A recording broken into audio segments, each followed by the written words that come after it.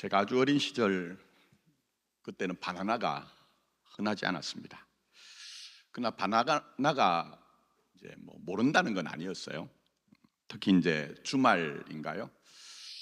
미국 드라마 타잔 흑백으로 나왔습니다. 그때 보면 그 타잔에 보면 이제 바나나가 이렇게 주렁주렁 달린 장면도 나오고요. 타잔의 진정한 친구가 있죠. 누굽니까? 원숭이 치타가 나옵니다. 근데 이 치타라는 놈이 아주 똑똑해요. 악당들이 올 때 가끔 바나나 껍질 이렇게 던져 놓더라고요.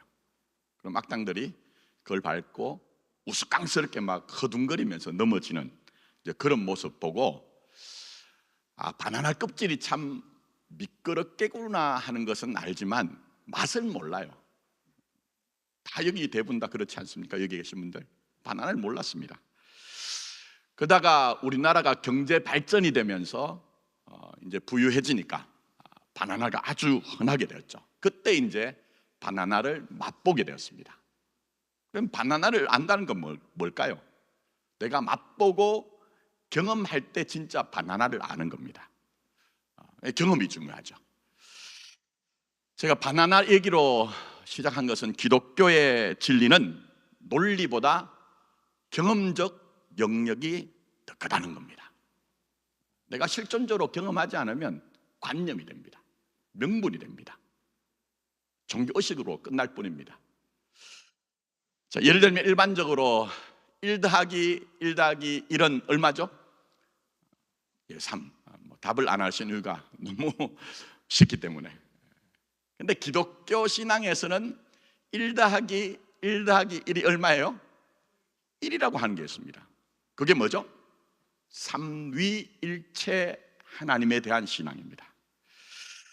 그러니까 창조주 아버지 하나님, 성자 예수 그리스도는 구원자시죠.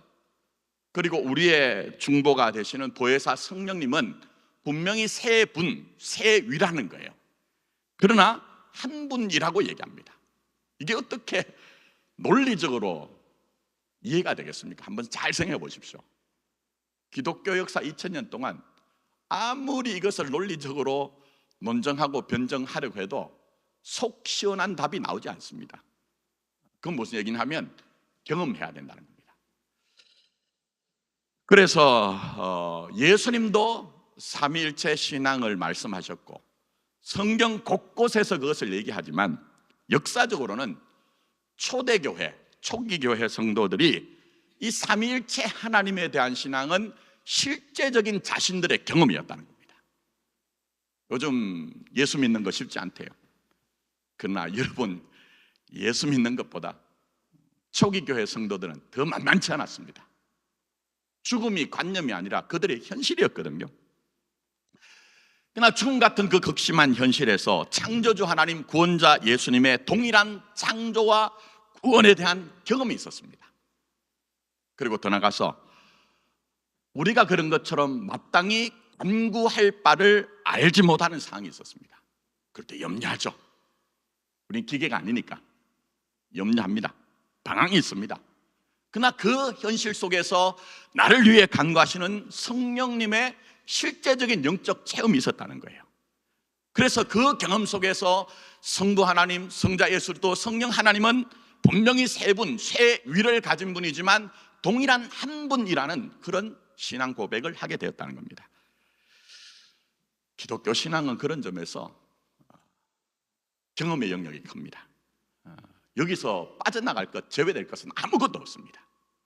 제가 지난주까지 본문으로 설교를 하면서 예수님께서 광야에서 시험 겪으신 것은 예수님이 시험에서 승리하셨다 정도가 아니라고 말씀드렸습니다.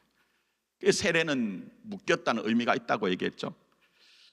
그래서 예수님께서 세례를 받으신 후에 시험 받으신 장면은 하나님께서 우리를 고와 같이 내버려 두지 않는다고 하십니다. 같이. 여러분의 인생은 여러분이 사신다고 생각하지만 또 하나 100%의 진실은 예수에 묶인 인생을 사는 겁니다. 그렇게 하나님이 우리를 예수와 묶어 하나님의 뜻에 대해 우리 또한 예수님처럼 살도록 하시는 하나님의 정책과 방향이라고 제가 설명을 드렸습니다. 기억하시죠? 너무나 강조했기 때문에. 그러나 말씀드린 것처럼 설명으로 다 되는 게 아닙니다. 그 내용을 경험하지 못하면 그저 이런 내용조차 관념이나 명분이나 종교의식이 될 뿐입니다. 특히 하나님의 뜻이라고 하면요, 제가 이제 목회를 어느 정도 했잖아요. 다 목사들 책임입니다. 다 목사들 책임입니다.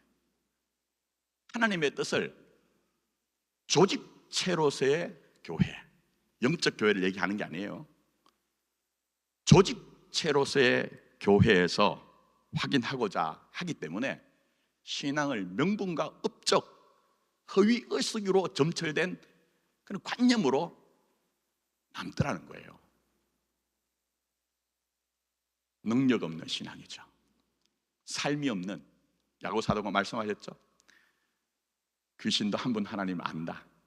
다 엉터리다. 그럼 귀신 같은 신앙이 우리에게 남아있더란 겁니다. 그러나 하나님의 뜻은 그렇지 않습니다. 철저하게 그렇지 않습니다. 돌이켜야죠. 바꿔야죠. 오히려 하나님의 뜻은 여러분이 하나님에 대해 온전해지는 겁니다. 어디서요? 예배당 안에서만 아닙니다. 여러분 삶의 영역 전부에서 하나님에 대해 온전해지고, 그렇게 하나님에 온전해지는 것이 이제 다음 주에 보겠습니다만 여러분 자신에 대해서 온전해지는 거예요. 여러분 자신에 대해서. 심지어 우리 성경 읽을 때 눈을 피하고 싶은 말씀들이 뚝뚝 던져지죠. 그게 뭡니까? 하라, 하지 말라, 그런 내용 아닙니까? 예. 그러나 이조차도 여러분의 온전함을 위한 겁니다. 온전함을 위한 거. 그러니까 육신의 부모가 완벽하진 않아요. 자식을 위한다는 것이 정말 순수하게 100% 자식을 위한 것이냐? 그러면 이 목사, 김 목사조차도 그렇다고 얘기하기가 참 힘들어요. 그러나 여러분이 정말 정상적인 부모라면 그 진심은 자녀를 위한 데 있잖아요. 그거 분명하잖아요. 그렇다면 영의 아버지신 하나님은 자녀된 여러분에게 뭐라고 해도 자신이 여러분에게 세운 뜻에 대해서는요, 여러분을 위해 일하십니다. 자꾸 오해하세요. 신앙이 무슨 여러분을 불러내어서 써먹기 위해서 우리를 부르신 것이 아니냐? 절대 그렇지 않습니다. 하나님이 뜻을 세운 것은 여러분에 대한 것이고 여러분을 위한 것으로 하나님의 뜻이라고 얘기를 하고 있습니다. 자, 그런 점에서 하나님 나라 정책이라는 쪽에서 본문을 보고 있는데 다음 주로 이제 마무리하려고 합니다. 조금 더 구체적으로 이제 적용을 하고자 하는데요. 이제 그동안 설교한 내용을 정리하는 면도 있지만 오늘 설교의 결론은 하나님께서 우리에게 하나님의 뜻에 참여하여 온전케 되는 길을 양보하지 말고 포기하지 말라고 하세요. 신앙은 목사에게 잘하는 정도로 만족하면 안 됩니다. 여러분이 기구로서 조직체로서의 교회에 나와서 무슨 대단한 어떤 자기 자신에 대한 확인하는 것으로 멈추면 안 됩니다. 여러분 자신의 인격과 여러분의 자신의 전부로, 여러분의 존재로 하나님의 뜻에 참여하여 여러분 자신이 하나님에게 온전케 되는 길을 포기하지 말고 양보하지 말고 가야 된다는 거예요. 이거 놓치면 나중에 다 후회합니다. 달려왔는데 내가 왔던 길이 아닌 것이었다는 이런 탄식만 남습니다. 그러니 여러분 자신이 하나님의 뜻으로 산다는 것에 대해서 양보하지 않았으면 좋겠습니다. 절대 포기하지 마십시오. 그래서 말씀드린 것처럼 오늘 본문이 예수님이 시험에서 승리하셨다는 정도가 아니라 시험에서 승리하신 예수님을 믿음으로 우리가 가야 되는 길이 무엇인가 하는 것이 본문이라고 말씀드렸는데, 그 의미를 제대로 짓기 위해서는요, 제대로 짓기 위해서는 이제 구약으로 가야죠. 광야 생활 가운데 있었던 이스라엘 백성들, 그들이 거쳤던 40년 세월, 이거 제가 오늘 설교를 지금까지 했지만 충분한 건 아니에요. 부분적으로 다뤘습니다. 근데 이걸 어떻게 다 제가 원래 말까지 해도 내년까지 해도 이거 다 부족하거든요.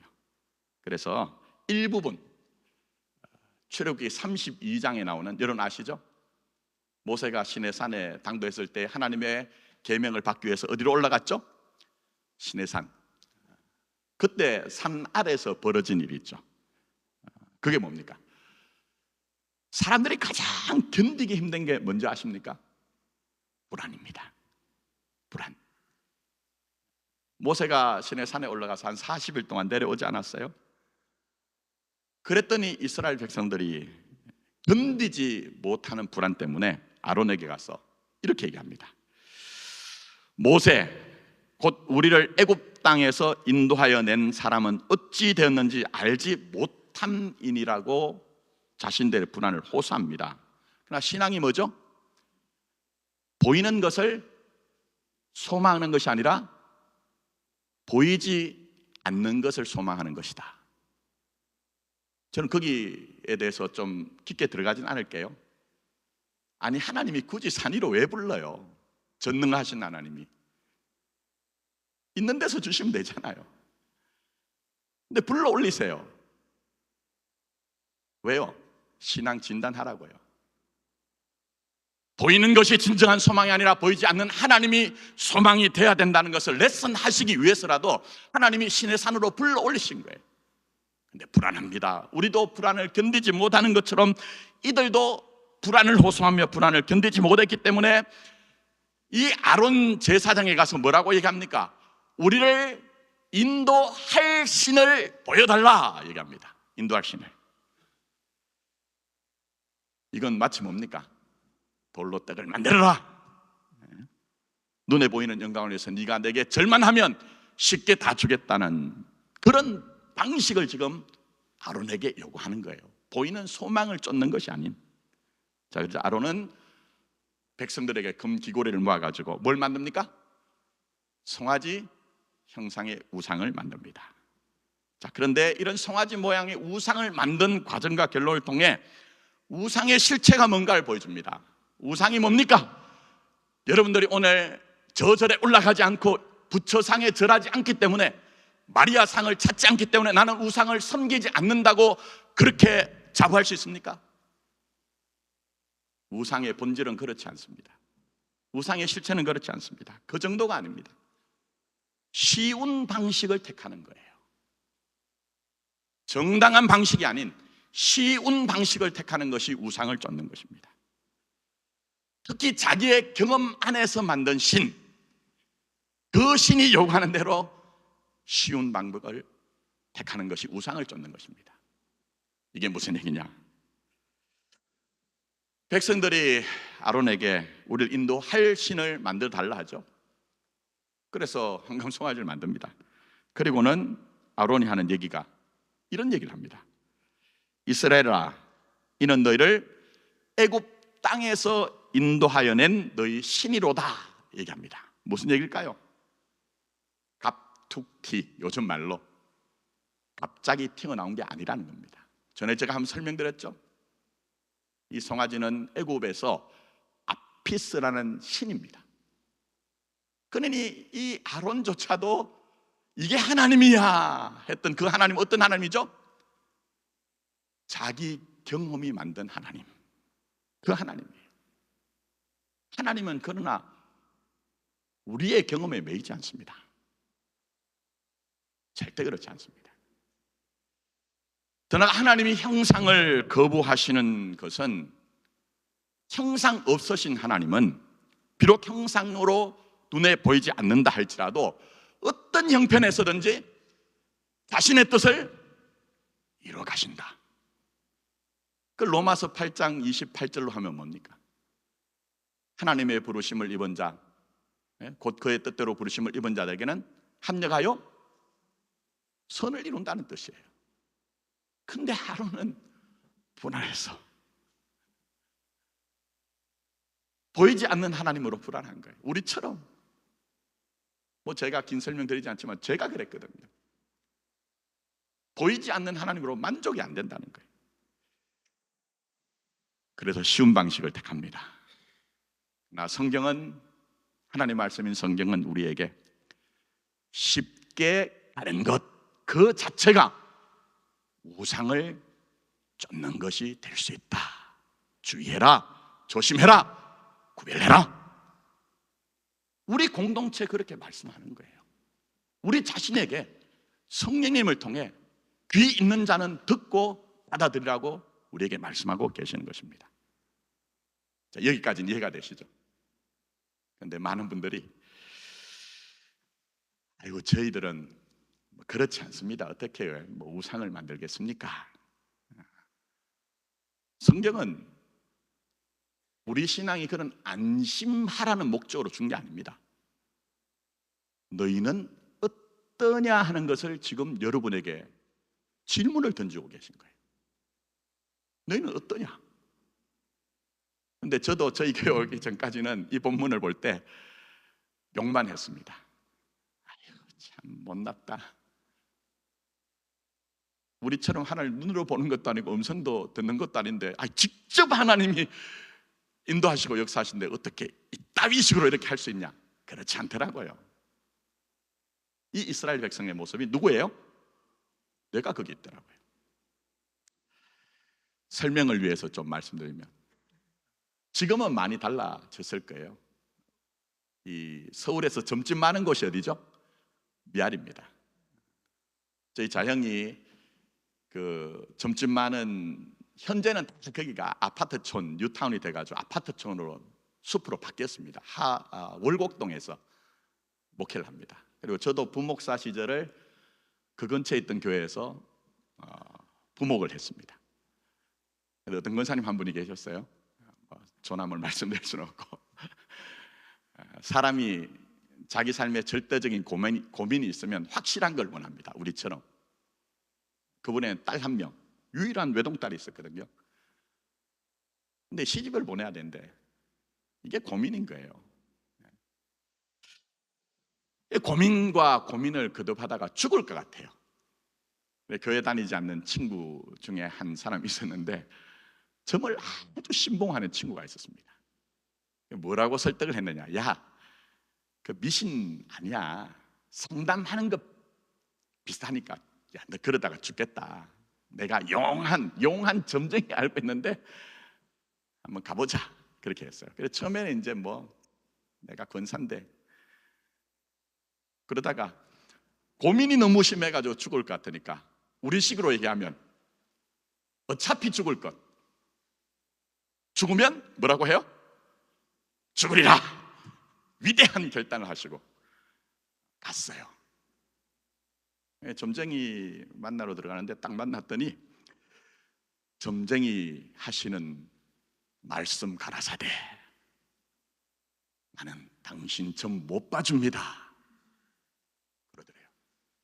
깜짝 놀라가지고 이다 점을 못 보면 어떻게 하나 하는 마음에 복제를 달라고 하는 대로 드릴 테니 한 번만 봐주십시오. 그랬더니 다시 점쟁이 가라사대, 아니요, 당신은 저를 붙잡고 있는 신보다 더 높고 더 높은 분에게 당신은 붙잡힌 사람입니다. 저는 점을 못 봐줍니다. 얼마나 놀랐을까요? 권사님 깜짝 놀랐겠죠. 한편 감격스러운 거예요. 왜 그렇죠?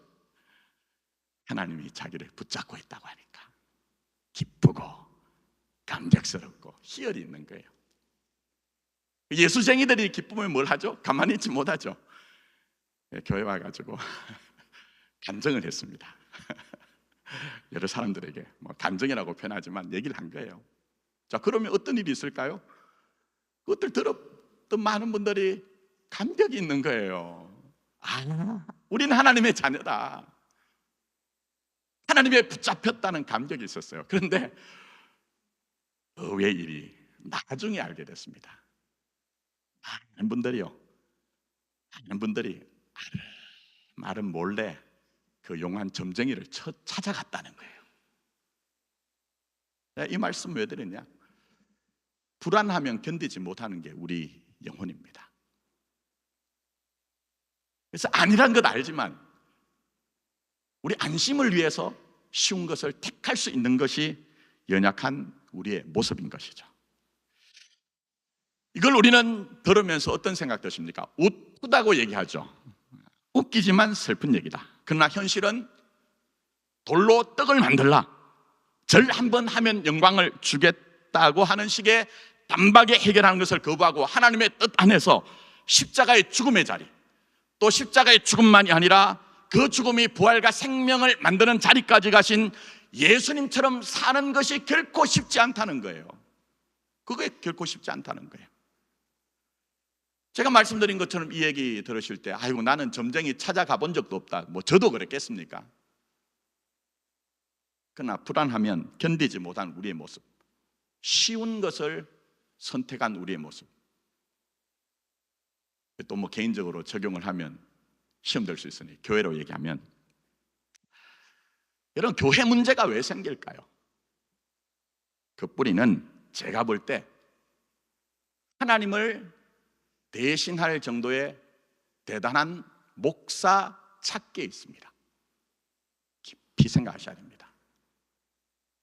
이 교회는 여러분의 것이 아니고 우리 다음 세대의 것이고 주님의 것이기 때문에 그렇습니다. 자, 교회로 한정한다고 말씀드렸어요. 교회 모든 그 고통의 현실 속에서는 하나님을 대신할 수 있는 눈에 보이는 그 황금 송아지를 찾은 것처럼 그런 목사 찾기에 있다는 거예요. 그래서 그런 목사가 하나님을 흉내낼 수 있다고 하면 그 교회는 그것을 은혜라고 하든지 아니면 목사의 기세에 눌렸든지 교회는 평안합니다. 그러나 그 후에 그게 미치지 못하는 목사가 있으면 당연히 나오는 얘기가 뭡니까? 교회는 우리 것이라는 얘기가 터져 나오죠. 그리고 오랜 세월 동안 이 교회를 다녔거나 아니면 여러분의 업적, 여러분 어떤 사람인가 하는 어떤 흔적들, 그게 말로는 표현하지 않지만 영적으로 보면 스스로 신이 되려고 하는 것들이 횡행하는 현실이 생기더라는 거예요. 왜 제가 이런 현실을 직면시킵니까? 보면 안 된다는 겁니다. 성경이 우리에게 레슨하는 것뿐만 아니라 하나님은 현실 속의 역사를 통해 우리에게 레슨을 하시거든요. 하나님은 그 길이 아니랍니다. 절대 그럴 수 없답니다. 너는 내 자녀이다. 그러니 너희가 너희 자녀들에서 훌륭한 사람이 되었으면 하는 진심을 가진 것처럼 나도 너희들에게 그런 마음을 가지고 있다. 그러니 쉽게 가는 방식을 택하지 마라.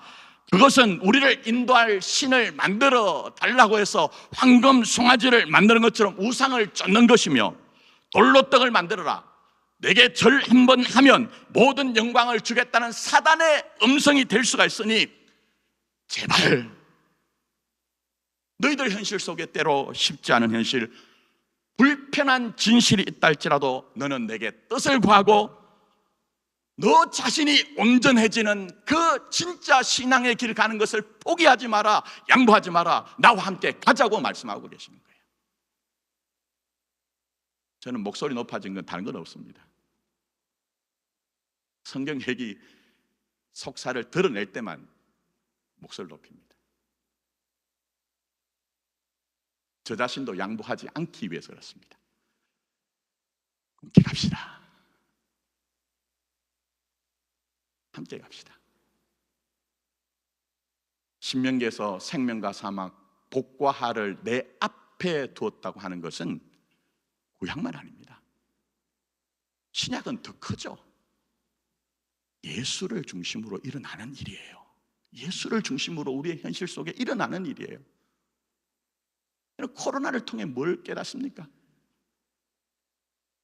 우리 그동안 조국교회가 1000만이라는 숫자 자랑했더니 허당이었다.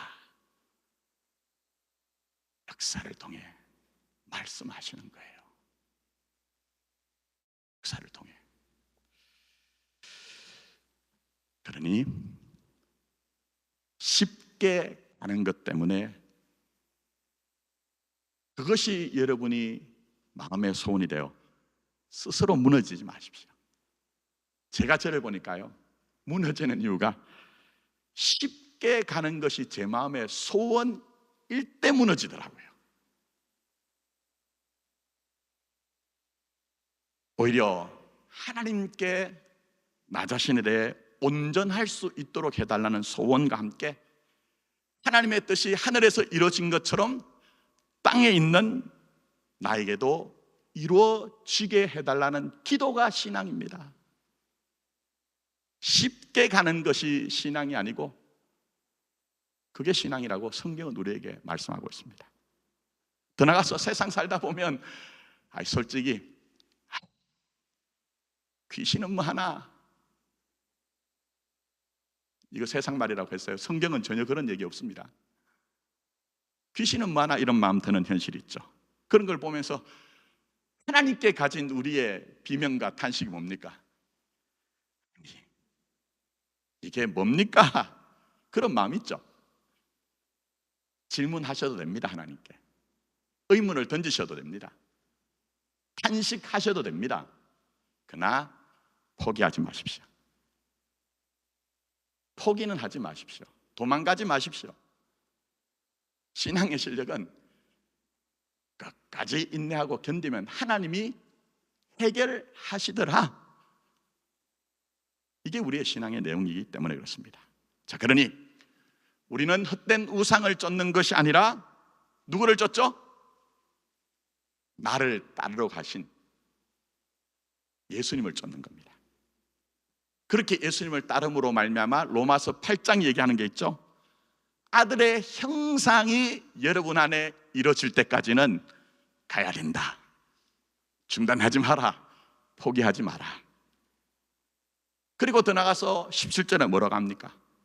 자녀이면 또한 상속자, 곧 하나님의 상속자요 그리스도와 함께한 상속자이니 우리가 그와 함께 영광을 받기 위하여 뭐도 함께 받아야 한다고 합니까? 고난도, 고생이라는 의미가 아닙니다. 고난도 함께 받아야 할 것이라고 하셨기 때문에 여러분 도망가지 말고 끝까지 사십시오. 자, 그 다음에 좀 빨리 말을 할게요. 내용을 다 소화하기가 어려워서. 황금 송아지를 만든 장면에서 자세히 설명하지 않아도 불안과 함께 두려움이 있다는 것 아시겠죠? 특히 백성들도 그렇습니다만 아론이 더 심합니다. 성경에는 아론의 심경이 자세하게 기록되어 있지 않습니다. 그러나 모세가 부재한 상황에서 이 아론이 이스라엘 백성들을 대하는 것은 만만치 않은 일입니다. 왜 그렇습니까? 자세하게 제가 주지 않더라도 모세와 아론이 바로에게 가지고 하나님 뜻을 전합니다. 그러나 악은 그렇게 쉽게 성공하지 않습니다. 여러분 참 어린 우리가 마음은 뭡니까? 내가 잘하면, 내가 바른 것을 하면 악은 승복하겠지. 그런 일 별로 없습니다. 여러분 그래서 어떻게 합니까? 바로가 집을 주지 않고 그전과 똑같이 벽돌을 만들도록 혹독한 고난을 주죠. 그런데 그때 이스라엘 백성들이 모세와 아론에게 뭘 합니까? 너 때문이다. 너 때문이다. 그렇게 얘기하잖아요. 또 더 나가서는 홍해 앞에서 그들이 어떻게 합니까? 우리가 애굽에서 죽을 무덤이 없어서 우리를 이곳에서 끌어내었느냐?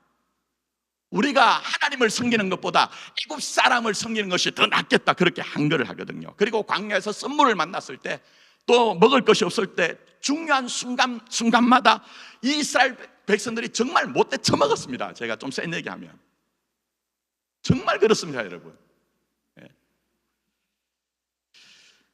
그러니 모세가 없는 상황에서 우리를 인도할 신을 달라 하는 이 백성들의 요구는 아론에게 아주 폭력적이었겠죠. 이건 제가 지금까지 계속 말씀드린 오늘 본문의 사건에서 사단이 예수님께 돌로 떡을 만들어라, 네가 내게 절을 하면 세상 영광을 다 주겠다고 달콤한 소리로 미혹하다가 그 다음에는 저 성전 꼭대기에서 뛰어내리라고 그 폭력적으로 얘기하는 것과 똑같은 얘기예요. 근데 문제는 뭡니까? 여러분이 신앙으로 살아야 되는 세상의 본질이 뭡니까? 사도 바울이 얘기한 게 있습니다. 세상은 공중 권세 잡은 자가 붙잡고 있다. 똑같다 얘기입니다. 그러니 여러분 요즘 더더군다나 더 하지만 아우 옛날에는 그렇지 않은데 예수 믿는 것이 왜 이렇게 힘듭니까? 하는 그런 얘기가 툭툭 터져 나오는 거예요. 그러나 하나님은 자녀된 여러분들에게 힘내어라, 포기하지 마라, 외면하지 말고 함께 가보자 그렇게 말씀합니다. 왜요? 말씀드린 것처럼 하나님이 자녀된 여러분에게 세우신 뜻은 영원한 그 언약이며 그 언약에 대해서 하나님은 신실하시기 때문에 하나님은 포기하지 않는 하나님 아버지이기 때문에 그렇습니다. 우리는 그 하나님 믿는 겁니다. 그 하나님 믿는 겁니다. 그걸 보여준 게 뭡니까? 말씀드린 것처럼 이스라엘 백성들의 광야 여정 40년 이거 다 봐야 됩니다. 그러나 당장 황금 송아지를 만들어 놓고 난장을 벌리는 그 이스라엘 백성들 보고 모세가 시내산에 내려와 가지고 격노하죠. 황금 송아지를 빻아 가지고 어떻게 합니까? 불에 태워 가지고 빻아 가지고 그 가루를 마시게 합니다. 이거 뭐 자세한 설명이 있어야 됩니다만, 그러나 이 모세의 분노는 뭡니까? 하나님을 대변하는 거예요. 하나님 대변하는 거예요. 나는 그 어떤 것에도, 특히 우상에게 너희들 뺏기지 않겠다고 하신 나는 질투하는 하나님, 엘카나의 하나님으로 절대 내가 어떤 것에도 너희들을 양보하지 않겠다는 하나님의 진심을 드러내는 것이 모세의 분노인 것입니다. 만약 이 이스라엘 백성들의 헛짓거리들을 심판하시는 것이었다고 하면 그 이후로 성경에서는 이스라엘이 사라져야 됩니다. 없어져야 됩니다. 근데 그렇지 않잖아요. 그렇지 않잖아요. 그렇지 않잖아요, 여러분. 그래서 이런 오해가 없어야 되는데요. 예전에 성경 공부를 열심히 했더니 성도들이 성경에 대한 궁금함을 가지더라고요. 저는 우리 교회가 그런 교회가 되었으면 좋겠어요. 한번 어떤 분이 저한테 옛날입니다. 메일을 보냈는데 광야 1세대가 광야에서 죽었고 가나안 땅에 못 들어갔는데 그건 천국에 못 들어간 겁니까? 이런 질문을 했어요. 여러분 어떻게 생각하십니까? 제가 자세한 설명은 굉장히 길게 설명했는데 그렇게 하지 못하고 제가 그분에게 질문을 하나 던졌습니다. 여러분도 한번 생각해 보세요. 가나안 땅에 들어가지 못한 것이 천국에 들어가지 못한 것이라고 하면 모세는 천국에 간 겁니까? 지옥에 간 겁니까? 깊이 생각하셔야 됩니다. 기독교 신앙은 그렇게 간단한 게 아닙니다. 그러면서 제가 그분에게 결론으로 말씀드린 건 이겁니다. 가나안 땅을 들어가진 모세를 통해 이스라엘은 모세와 엮여 있다, 운명을 함께 한다고 하면 구속사적으로 그리스도의 그림자 예표이신 예수님이 죽고 다시 사셔서 네가 내 안에 내가 네 안에 있다고 하면 당신의 운명은 구약에 있는 이스라엘보다 더합니다. 예수님이 당신을 더 진심을 갖고 대하십니다. 이렇게 답을 드렸습니다. 그러면서 제가 거기에 대해서 답을 드린 것이 로마서 8장 굉장히 중요합니다. 하나님이 당신을 사랑한 것이 당신이 죄인 되었을 때 아들을 주신 것이 하나님의 사랑이라면 지금 더합니다. 지금 더 대단합니다. 그래서 31절에 그런즉 일에 대하여 우리가 무슨 말 하리요? 하나님이 우리를 위하시면 누가 우리를 대적하리요라고 하면서 생명이나 사망이나 사도 바울이 등장할 수 있는 모든 것들을 다 등장시키잖아요. 모든 것들을. 그리고 결론에 가가지고 얘기하신 게 뭡니까? 우리를 우리 주 그리스도 예수 안에 있는 하나님의 사랑에서 끊을 수 없으리라. 이게 당신의 인생입니다. 자, 이렇게 답을 드렸습니다. 받아들여지십니까? 믿어지십니까? 그 하나님의 사랑이 여러분의 삶이 되어 살아가고 계시냐 하는 것입니다. 괜찮습니다.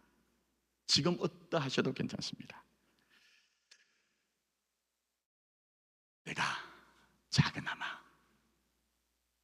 겨자씨만한 믿음이라도 하나님 뜻에 참여하여 살겠다는 마음과 진심과 믿음을 가지고 계시면 우리 또한 유혹과 폭력이 난무하는 이 세상에서 우리 주님은 그 유혹과 폭력을 거부하고 뜻을 쫓아 십자가의 자리, 십자가를 넘어서 부활의 자리까지 가신 것처럼 우리 또한 그 길을 가게 하실 것입니다. 그런데 지금 여러분들이 목사의 음성을 듣는 것이 아니라 사랑 가운데 여러분에게 너희가 나를 따르라고 하시는 주님의 음성을 들으십시오. 받아들이십시오. 그리고 따라가십시오. 물론 성경 얘기가 다 진리라고 받아들이면 안 된다고 지난주까지 누누이 말씀드렸습니다. 왜요? 사단이 예수님을 강복한 재료가 전부 다 성경 시편이잖아요. 그러나 예수님 노하시죠. 여러분 아무리 대단한 얘기를 해도 하나님 나라에 맞지 않은 하나님의 뜻이라고 하면 거부하십시오. 그러나 정말 여러분이 좀 불편할 수 있지만 이것이 나를 온전하게 하는 하나님의 뜻이라고 하면 한 걸음이나마 그 뜻에 더 다가가 보십시오. 그게 하나님 뜻입니다. 다른 것 없습니다, 여러분. 그런 점에서 이제 말씀 맺으면서 더 나갈 수는 없고 역사 얘기 하나 하고 마치려고 합니다. 전 예화를 잘 안 쓰는데 워낙 기독교계에 유포되고 있는 예화들이 엉터리가 많아서 그렇습니다. 카네기가 11조를 해가지고 부자가 됐다 이런 얘기 다 엉터리입니다. 그 감동 많이 받으셨죠? 실제는 그렇지 않습니다. 제가 지난번에 링컨 얘기도 했잖아요. 저는 검증되지 않은 얘기는 하지 않겠습니다. 다만 오늘 드린 말씀과 부합하는 역사적 진실 하나 말씀드리고 합니다. 요즘 천년도 없죠? 제 어릴 때만 해도 마마 얼굴 붉은 아이들이 가끔 있었습니다. 근데 없죠? 왜 그렇습니까? 천년도 백신 때문에 그렇습니다. 근데 제너가 천년도 백신을 만들었을 때 미국에서 이 천년도 백신 접종 받는 것을 심하게 극렬하게 반대했던 분이 계십니다. 그분이 티모시 드와이트라는 분인데 이분은 그냥 분이 아니고 목사였습니다. 목사일 뿐만 아니라 1795년에서 1817년까지 저 유명한 예일대학 총장을 하셨던 분입니다. 그런데 이분이 설교를 하면서 이런 얘기를 했습니다. 만일 하나님이 영원 전부터 어떤 사람은 천년도로 인해 죽도록 예정하셨다면 백신 접종이라는 꾀를 내어 그 예정을 회피하고 부효화시키는 것은 무서운 죄가 될 것이다. 이렇게 설교를 했습니다. 맞는 얘기입니까?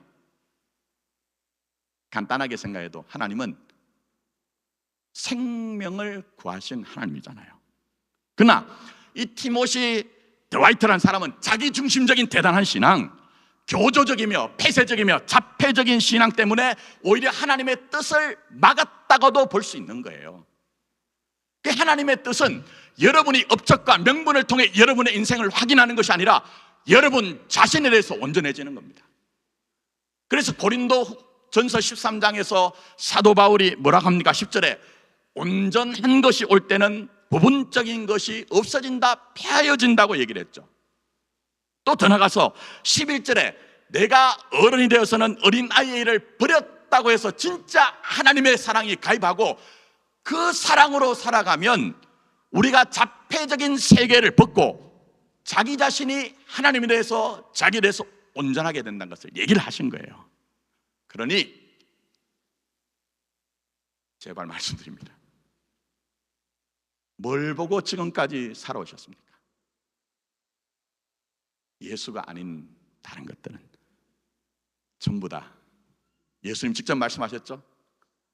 내 앞에 온 자들은 다 강도다. 강도라고 얘기했습니다. 교회 오셔서 목사는 만났는데 예수를 만나지 못했으면 강도 만난 인생입니다. 세상적으로 물질도 있고 지위도 있고 직책도 있고 교회 안에서도 그런데 예수 만나지 못하면 영적으로 강도 만난 겁니다. 그래 말씀 맺으면서 예수 만나십시오. 그리고 작은아마 하나님의 뜻에 참여하는 여러분의 삶을 포기하지 마십시오. 그럴 때 여러분의 신앙은 예배당 안에서 확인하는 가난한 신앙이 아니고요, 내가 선 곳, 내가 하던 어떤 일이든지 그 가운데 사랑으로 역사하시는 하나님의 능력을 경험할 것이고, 천국에 나중 죽은 후에 가는 것이 아니라 의와 평강과 희락으로 우리 가운데 오늘 임하는 그 하나님의 나라를 경험하게 될 것입니다. 이 복이 예수 안에 예수를 통해서만 주시는 복입니다. 아무쪼록 이 자리에 계신 모든 분들이 전부 그 복된 하나님의 말씀하신 길을 불편하지만 양보하지 않고 나가서 예수 안에서 누리시는 그런 복이 있기를 예수님의 이름으로 축복합니다.